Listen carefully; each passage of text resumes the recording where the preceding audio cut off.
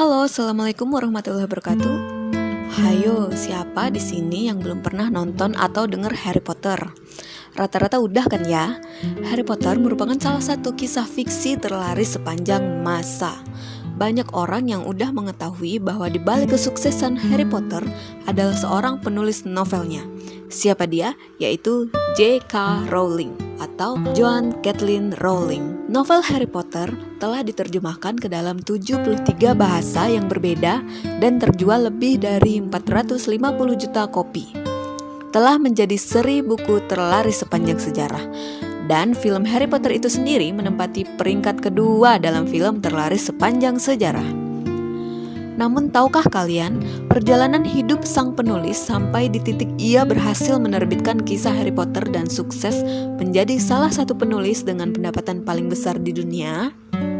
J.K. Rowling atau nama aslinya yakni Joanne Rowling, lahir pada tanggal 31 Juni 1965 di Gloucestershire, Inggris. Joanne hidup bersama kedua orang tuanya, nenek, dan seorang adik perempuan, yaitu Diana Rowling. Ibunya, Anne Rowling, suka membacakan ia dan adiknya berbagai buku anak-anak sedari kecil. Inilah yang kemudian membuat Joanne suka berimajinasi dan menceritakan kembali setiap imajinasinya. Karya pertama Joanne yaitu pada saat ia berumur 6 tahun yang berjudul Rabbit atau Kelinci. Karyanya ini pertama kali diceritakannya kepada Diana, adiknya. Sedari kecil John selalu senang dan bangga setiap guru di sekolah memintanya untuk membacakan cerita karyanya sendiri di depan kelas. John semasa kecil dikenal oleh teman-temannya sebagai anak yang tidak mudah bergaul, penyendiri, dan sering berhayal. Setelah usianya 15 tahun, neneknya meninggal. Hubungan dengan ayahnya memburuk dan ibunya mengalami sakit parah. Hal ini membuat keadaan keluarganya menjadi semakin sulit. Pada tahun 1986, Joanne lulus dari Universitas dalam bahasa Perancis dan klasik. Kemudian ia pindah ke London dan bekerja sebagai peneliti dan sekretaris bilingual untuk Amnesty International. Meski sebenarnya pekerjaan ini bukanlah pekerjaan yang diminatinya. Pada tahun 1990 saat ia bepergian dengan kereta api ke London, ide tentang Harry Potter tiba-tiba muncul di pikirannya. Sesampainya di rumah, Joanne langsung menuliskan idenya tersebut. Joanne bahkan mahir membuat sketsa gambaran dari imajinasinya itu. Disinilah awal mula penulisan kisah Harry Potter. Pada akhir tahun 1990, ibunya meninggal karena penyakit yang sudah dideritanya sejak lama. Joanne pun merasa depresi setelah kematian ibunya yang sangat ia sayangi. Lalu ia memutuskan untuk meninggalkan negara tersebut serta memulai kehidupan baru di Portugal. Ia pun mulai mengajar bahasa Inggris di Portugal. Setelah tinggal selama 18 bulan di Portugal, Joanne bertemu dengan wartawan televisi Portugis yang bernama Jorge Arantes dan kemudian menikah pada Oktober 1992. Di masa-masa ini, Joanne menulis 3 bab pertama dari novel Harry Potter. Suaminya sempat menjadi pengangguran dan membuat Joanne menjadi tulang punggung keluarga sampai kelahiran anak perempuan mereka yang bernama Jessica pada 1993. Masa-masa ini kemudian juga merupakan masa terberat baginya. Karena selain harus menanggung beban menjadi tulang punggung keluarga, ia juga mengalami kekerasan dari suaminya, sekaligus berakhir dengan diusir dari rumah oleh suaminya. Terkatung-katung tanpa tempat tinggal dan pekerjaan, akhirnya ia dan anaknya Jessica menumpang di rumah adiknya, Diana Rowling, di Edinburgh. Diana merupakan satu-satunya orang yang mau mendengarkan masalah Joanne dan berbaik hati ketika ia sedang mengalami beban yang berat. Di fase ini, Joanne mengalami titik terendah dalam hidupnya, hingga ia berniat untuk bunuh diri. Namun, ketika ia melihat anaknya, Jessica, keinginan untuk bunuh diri tersebut langsung kandas. Dan setelahnya ia berpikir, tidak mungkin anaknya tumbuh dengan seorang ibu yang memiliki kondisi psikis yang buruk, hingga berpikir untuk mengakhiri hidup. Akhirnya ia berusaha untuk keluar dari rasa depresi tersebut dengan berkonsultasi dengan konseling profesional. Dari masa-masa beratnya itulah kemudian terinspirasi karakter makhluk gelap di dalam serial Harry Potter, yaitu Dementor, penghisap kebahagiaan manusia. Karakter ini kemudian diperkenalkan di Harry Potter dan Tawanan Penjara Azkaban, yaitu novel ketiga dalam serial Harry Potter. Setelah sembuh dari rasa depresi, Joanne tetap melanjutkan hidup dengan tunjangan sebesar 70 euro per minggu. Untuk menghibur diri, setiap hari ia pergi berjalan-jalan bersama putrinya. Sambil berjalan-jalan, terkadang ia mampir ke kafe iparnya. Di sana ia hanya memesan secangkir kopi yang sekalian menemaninya dalam mengerjakan novel Harry Potter. Kegiatan menulis novel tersebut seakan-akan membuatnya lepas dari beban pikiran yang sedang melandanya. Setiap beban pahit yang melandanya menciptakan imajinasi yang lebih dalam untuk membuat karya tulisan novel yang semakin memberikan sensasi magic bagi para pembacanya dan bagi para penonton film dari buku yang ia tulis.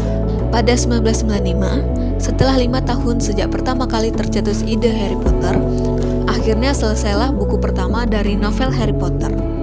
Ia pun sudah memiliki imajinasi tentang bagaimana seluruh kisah dari seri novel Harry Potter. Setelah selesai novelnya ini, ia segera menceritakan novel Harry Potter tersebut kepada adiknya, Diana. Mendengar keseluruhan cerita dari novel ini, Diana merasa bahwa novel tersebut sangat bagus dan ia sangat menyukainya. Melihat ketertarikan Diana, John merasa semakin bersemangat dan ingin mempublikasikan novelnya ini. Ia segera mencetaknya dan mengirimkan ke beberapa agen literatur sastra. Namun ternyata tanggapan beberapa penerbit membuatnya sedih, karena tak disangka justru berkebalikan dengan tanggapan adiknya Diana.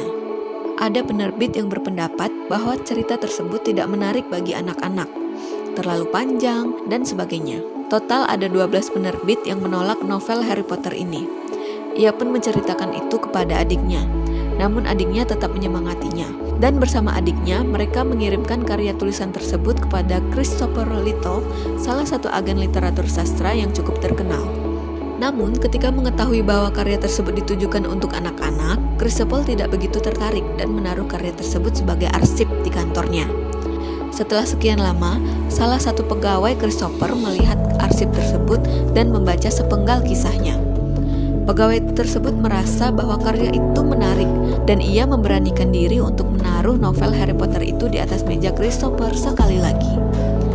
Saat Christopher kembali ke ruangannya, ia melihat karya tersebut di atas meja dan mulai membaca. Barulah Christopher merasa kisah Harry Potter sangat menarik dan memutuskan untuk mempromosikan novel tersebut.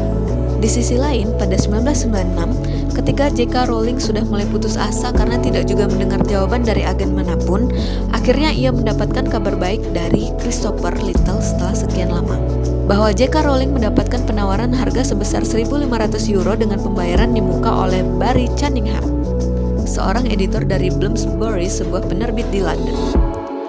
Namun, penerbit itu menyarankan Joan untuk tetap mencari pekerjaan lain, karena ia berpendapat bahwa penulis kisah anak tidak akan mendapatkan banyak keuntungan. Joan pun menurut dan mencari pekerjaan sembari menunggu novel pertama Harry Potter-nya dicetak. Ia pun bekerja menjadi seorang guru bahasa Prancis. Di tahun 1997, ia mendapat hibah sebesar 8.000 euro dari Dewan Kesenian Skotlandia. Di tahun ini, buku pertama Harry Potter, yaitu Harry Potter and the Philosopher's Stone, pun dicetak dengan cetakan awal sebanyak 1.000 eksemplar. Setelah dicetak, Joan langsung melakukan presentasi loh di depan pengunjung toko buku. Namun, tahukah kalian, hanya beberapa orang saja yang mau datang untuk mendengarkannya melakukan presentasi novelnya tersebut. Tapi Joan gak patah semangat, karena baginya ini sudah merupakan sebuah kemajuan dalam hidupnya. Setelah sekian lama, akhirnya buku tersebut viral. 5 bulan kemudian, buku ini memenangkan penghargaan pertamanya, sebuah penghargaan buku Nestle Smarties. Pada bulan Februari, novel ini memenangkan penghargaan sebagai Children's Book of the Year. Pada awal tahun 1998, ada pelelangan yang diadakan di Amerika Serikat dan buku ini memenangkan hak menerbitkan novelnya dan meraih keuntungan 105.000 US dollar. Lalu pada bulan Oktober 1998, Scholastic Inns pun mendistribusikan buku Harry Potter ini di Amerika Serikat. Setelah menerima uang dari penjualan Scholastic Inns, J.K. Rowling pun segera membeli sebuah apartemen baru di daerah bergengsi di Edinburgh dan pindah ke sana bersama putrinya. Tidak hanya sampai di sana, Warner Bros pun menaruh perhatian besar dalam memfilmkan karya J.K. Rowling tersebut. J.K. Rowling memiliki persyaratan utama yang harus diperhatikan dalam pembuatan film Harry Potter. Syarat yang diberikan oleh J.K. Rowling yaitu film tersebut harus dibuat di Inggris dengan pemeran asal Inggris. Lalu selanjutnya terciptalah karya J.K. Rowling dalam bentuk film Harry Potter yang telah dikenal di seluruh dunia sampai saat ini. Begitulah kisah J.K. Rowling, seorang penulis fenomenal yang berhasil mempublikasikan karyanya sehingga meraup keuntungan fantastis dan menjadi salah satu penulis tersukses pada abad ini dan menjadi seorang bilioner. Dari J.K. Rowling, kita belajar tentang fokus dengan apa yang bisa kita lakukan, bukan apa yang kita inginkan. Meski hanya bisa mengetik dengan mesin tik tua, namun hanya itu yang bisa dilakukan oleh seorang J.K. Rowling di saat-saat tersulitnya tersebut. Ia yang hanya bisa menulis pun kemudian memanfaatkan kemampuan terbaiknya yang bisa dimanfaatkannya di saat itu. Dan hal yang paling baik adalah, meski ia menulis sedikit-sedikit dalam kurun waktu yang lama, ia tidak pernah berhenti menuliskan novel Harry Potter tersebut. Ia juga tidak menyerah meski sudah ditolak oleh 12 penerbit besar.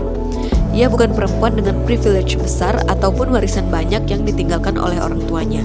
Ia justru hanyalah orang tua tunggal yang bahkan menerima tunjangan kesejahteraan oleh pemerintah, yang mengalami kekerasan serta diusir oleh suaminya sehingga harus menumpang di rumah adiknya tanpa pekerjaan. Sekian kisah dari video kali ini. Semoga ada pelajaran yang bisa kita petik. Semangat terus, see you in the next video. Assalamualaikum.